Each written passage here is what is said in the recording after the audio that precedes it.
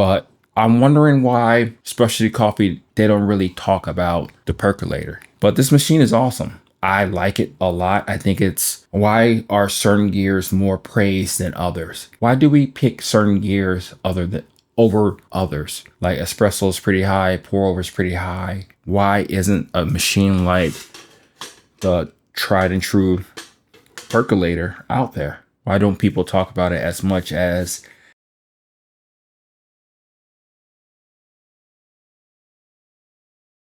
live right now? We're doing pretty good. Come on here and just talk to you about coffee. That's why we're here, right? And in this case, we're talking about that percolator anymore. I think it was a 40 cup, and he loves it. He raised by it. And you know, it's interesting, especially coffee doesn't really talk about percolators as much as they should, because it's not a bad machine. It's really good, actually. It's more so hands off. It's easy to use. And then you can really get some really fantastic coffee out of it. So I think one of the things I do want to talk about right now. So let's bring up the percolator that I have. I bought it off Amazon Prime Day. It was about $12. Original price is probably like, no, it was $10. Original price was like $12, $13. This is a 9 cup. How does this thing come out? And we're going to talk about how cool it is. Okay. This is the top, and it has an indicator right here to let you know that the coffee is actually percolating. That's extremely important. If you can't see this, look up a percolator. If you want to see the video, look on the YouTube channel. But yeah, this is the percolator. This is the top of the basket in order to make sure that the coffee gets dispersed up on top. And then this is the basket right here that has holes. And then at the bottom, that's where the water comes through, and it essentially puts hot water over a coffee bed, and then it leaks out, and then it goes back down. So it's almost like a bath, so to speak, if you want to think about it that way. And then of course you put the water inside of here, and I've been doing 15:1 ratios on this right now, and it's been working out pretty well. Although it's mainly based off time. So once you get your percolator going, you just kind of wait. Once it's bubbling and everything is percolating and is moving and is doing its thing and everything, you kind of just wait. You just want to wait until it's done. And there's so many different things that you can do with that. We'll talk about that more in detail later. But I'm wondering why specialty coffee, they don't really talk about the percolator. I think the percolator is extremely easy to use. It gets out the way. I think you get a better cup of tasting coffee than the French press. And depending on the model or whatever one that you do get, they do make filters for it. So you don't even have to worry about doing it without the filters. But if you want to go ahead and brew your cup of coffee, you can go ahead and do it without the filter if you wanted to, and then probably filter it later on if that's more so your way that you like to do your coffee. Me personally, I like the filters. Filters are a lot better. I'm tasting the clarity, the awesomeness of the coffee. So let me talk about, so yeah, why don't the specialty coffee community talk about percolators? I wonder about that. There's so many different brewers out there. Same thing when I was talking about this beforehand, and we talked about the Mr. Coffee machine. And the Mr. Coffee machine, I even said that's crap. It's not a really good machine. But after a while using it, I realized that it's actually a really good machine. And it's just the same thing with the other specialty coffee gadgets that we have. We have to approach it. We have to look at the pros and cons. We have to look at it to the point to where it's like, okay, how can we make good tasting coffee? For the most part, out the bat, we can, but what kind of parameters do we need to change in order to make the best cup of coffee that we can? And in this case, that's one of the things that I wonder about. Why are certain gears more praised than others? It's the same thing that I talked about with the AeroPress. AeroPress works fine. Actually, I'm getting a lot better with it lately, trying different recipes, trying to understand it even more so, coming back from it from more of an objective type of flow or position. But why do we pick certain gears over others? Like espresso is pretty high, pour over is pretty high. And then what other things can we do with coffee, right? You have drip machine, you have different stuff out there that people love and crave and only talk about. But why isn't a machine like the tried and true percolator out there? Why don't people talk about it as much as I believe it should be talked about? For instance, here's a good example.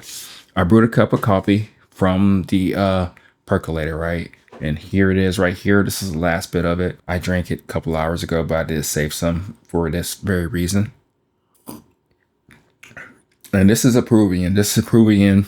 It's a true medium roast coffee. 60, 61 on the color meter for the internal and exterior and interior of the coffee bean. And it's a funky, not funky in a way like an African or even some of the times like Colombian coffees are, but it brews it's very hard to brew this coffee. It's not as simple and easy as it may seem. And those are some of the things that we have to think about, worry about, and take into consideration. But on the percolator, the way that I brewed it, it came out pretty well. It really did. I brewed it for about 20 minutes. It was a 15-1. So I went ahead, of course, coffee geek. I measured everything out. So I did the water. Then I also did how much coffee in the actual bed and the basket. And then I just let it roll. I did do a medium grind, which I think those are some of the parameters that you always have to look at when you're actually brewing a cup of coffee. Is that, okay, what are you going to go with? What are you going to start with?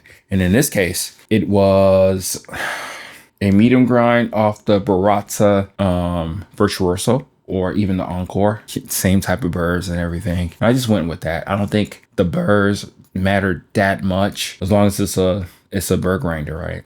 But I did 20 minutes brew. I try to turn it down as much as I can, because if you turn the temperature on the stovetop down too much, then it won't actually percolate. It won't actually brew the cup of coffee. So it has to be a certain temperature in order for that pressure to actually lift up, bring up the coffee, and brew the cup of coffee. So those are some of the things that you have to take in consideration when you actually do brew the percolator coffee. I may do a video about it. We'll see. And then I did a 20 minutes of brewing. One of the guys, he told me that, like, yeah, just do 20 minutes and he's good to go. So he doesn't have all the gear that I have, but that's fine. He likes what he likes. He does what he does, and he understands that machine. But just a little couple tweaks here and there, and this machine is fantastic. And even with this brew that I did, I didn't do a true proper extraction calculations. Normally whenever I do a 1:15 ratio, the TDS is around 1.5. This time it was like 1.88, 1.99. So it's like a 23, 24 extraction. And then now that I'm drinking it as it's pretty much room temp, I do taste more so the bitterness and over extraction of the coffee. But when I was drinking it hot, piping hot, and even when it was cooling down, it's perfect. And this coffee, like I said, is hard to brew. It took me a lot of different recipes in order to get it right for the Hario V60. And I do have an awesome recipe for that I'll be sharing in the next couple of weeks or whatnot. But the coffee tasted a lot better, even with that ratio, that recipe that I did on Hario V60 from the jump. So think about it, if I actually, even from the get-go, it worked pretty well and everything.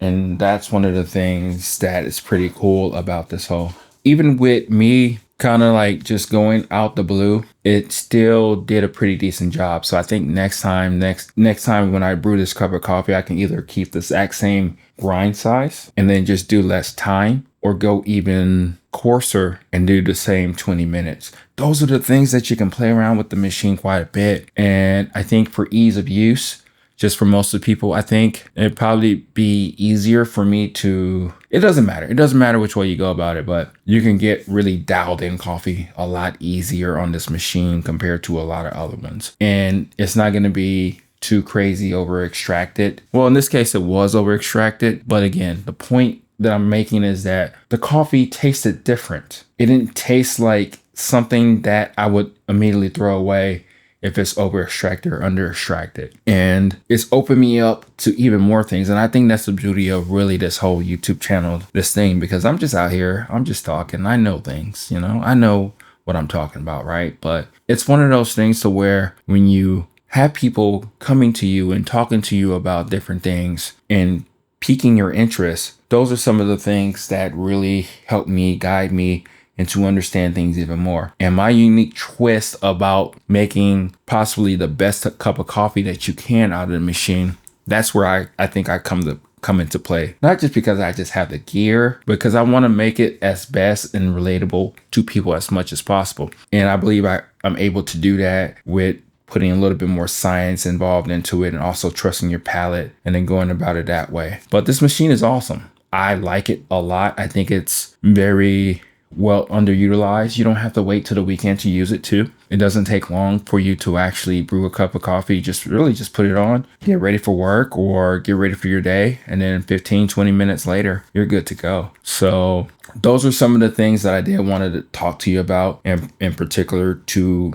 the percolator, how awesome it is, how well it works, and really coming back to the whole question of like, why don't we acknowledge other coffee gears in the specialty coffee world? The overall coffee world, they acknowledge anything and everything, whatever's convenient, whatever works for them. But for whatever reason, they know what they like and they use it. And I think that's the beauty of coffee, is that there's so many different gadgets out there that we can use and play around with in order for us to get the best cup of coffee that we think that we can get from our beans that we're using. So those are some of the things, those are some of the stigmas and things I would like to challenge for the specialty coffee community. It's like, what can we do, guys? How can we do better about that? What can we, and not also alienating people. I think that's one of the biggest things that we have to come to play here, is like, how can we not alienate people? How do we make sure that we are not so much on our soapbox when it comes to coffee brewing,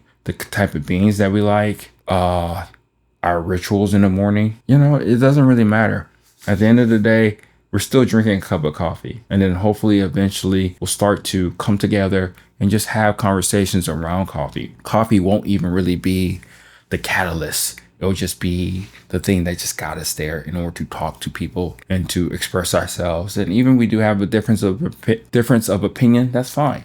We are just trying to understand each other even more so. So talk to you later. Enjoy your cup of coffee. Bye.